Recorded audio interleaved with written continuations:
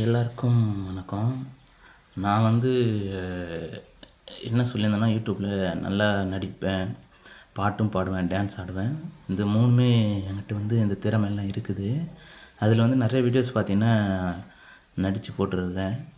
இப்போ வந்து பாட்டும் பாடலாம் உங்களுக்காக அப்படின்னு இருக்கிறேன். இது வந்து நான் ஸ்கூல் லைஃப்பில் நிறைய பாடியிருக்கேன். இந்த பாட்டுக்கு விருதெல்லாம் வாங்கியிருக்கிறேன். அந்த பாட்டு வந்து இப்போ உங்களுக்காக பாடுறேன். நான் வந்து தளபதியோட ரசிகன்.